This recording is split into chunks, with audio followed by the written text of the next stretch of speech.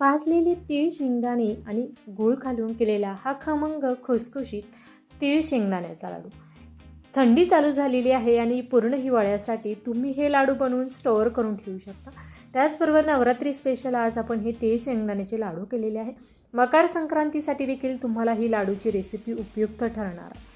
त्यामुळे अगदी हिवाळ्यामध्ये शरीराची रोगप्रतिकारक शक्ती टिकवून ठेवण्यासाठी, त्याचबरोबर शरीरामध्ये उबदारपणा आणणारे हे तीळ शेंगदाण्याचे लाडू करायला देखील सोपे आहे.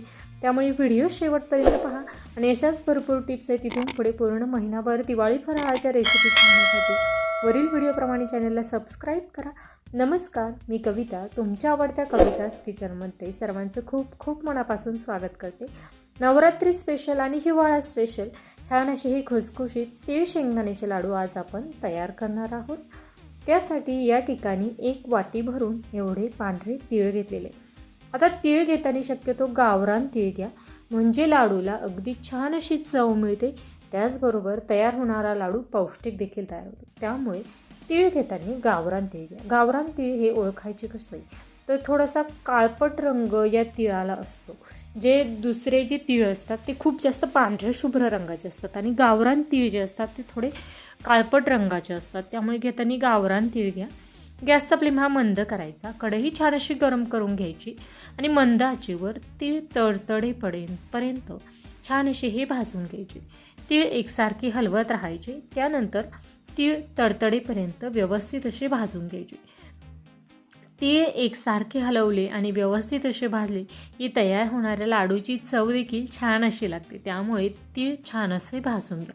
एवढे तीळ भाजण्यासाठी मला साधारणतः 3 ते 4 मिनिट एवढा वेळ लागलेला आहे. आणि तुम्ही पाहू शकता तीळ छान अशी तडतडायला सुरुवात झालेली आहे, म्हणजे आपले तीळ छान असे भाजून तयार झालेले. हे तीळ आपल्याला एका डिशमध्ये थंड करण्यासाठी काढून घ्यायचे. हे पहा, तीळ छान असे आपले भाजून झालेले आहे. आता त्याच कढईमध्ये त्याच बाउलच्या मापाने 1 बाउल भरून 1 वाटी भरून शेंगदाणे घेतलेले आहे. अगदी आता तिळाचं आणि शेंगदाण्याचं प्रमाण कमी अधिक तुमच्या अंदाजानुसार तुम्ही करू शकता. शेंगदाणे देखील छान कुरकुरीत भाजून घेतलेले आहे. तीळ देखील छान असे थंड झालेले आहे. आपण हे मिक्सरला दळून घेणार आहोत. मिक्सर चालू बंद करत पल्स मोडवर हे तीळ दळून घ्यायचे.